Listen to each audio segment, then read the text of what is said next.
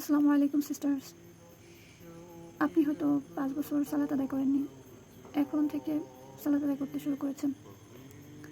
কিন্তু হঠাৎ করে আপনার মনে হলো, আরে আমি 5 বছর পূর্বে যে সালাত আদায় করিনি সেগুলো কী হবে?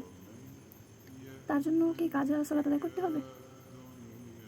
অনেক আলেমরা এটার জন্য বলে থাকেন যে দান সদকা করতে ইত্যাদি ইত্যাদি। কিন্তু কোরআনে আল্লাহ পাক বলেন, শিরকের গুনাহ ব্যতীত সকল গুনাহ মাফ করে দিবেন।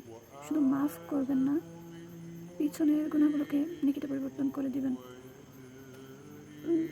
যেমন ফুরকানের 70 নম্বর আয়াত, ইল্লা মান তাবা,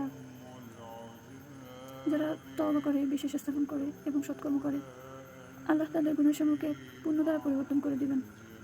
আল্লাহ ক্ষমাশীল, পরম দয়ালু।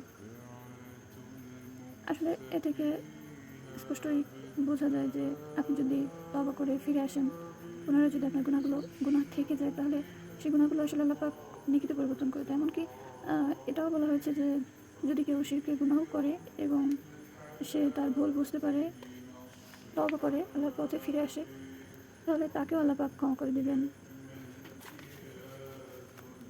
আমি যতটা বুঝেছি কোরআন পড়ে, যে আপনি যদি 5 বছর সালাত আদায় না করেন, এখন পড়তে শুরু করেছেন, তবে এর পিছনের সালাত আদায় করতে হবে না।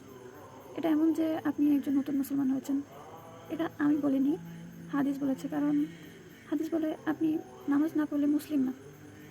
আর মুসলিম ও কাফেরের মধ্যে ব্যবধান হচ্ছে সালাত, নামাজ।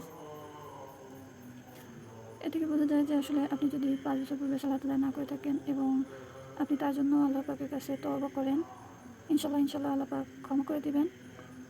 এবং আপনি যে বর্তমানে সালাত আদায় করতেছেন, সামনে ভবিষ্যতে সালাদগুলো আদায় করবেন আপনি, সেই সালাদগুলোর প্রতি মনোযোগী হন, যেন সেই সালাদগুলো মিস্টেক না হয়। আমি আসলে কোনো বড় স্কলার না বা আলেমা নই, তবে যদি কোনো ভুল ত্রুটি আপনাদের সামনে আসে, তাহলে অবশ্যই আমার ভুল ত্রুটি দেবেন। তো আজ এ পর্যন্তই। আল্লাহ হাফেজ। আসসালামু আলাইকুম রহমতুল্লাহি ওয়া বারাকাতুহু।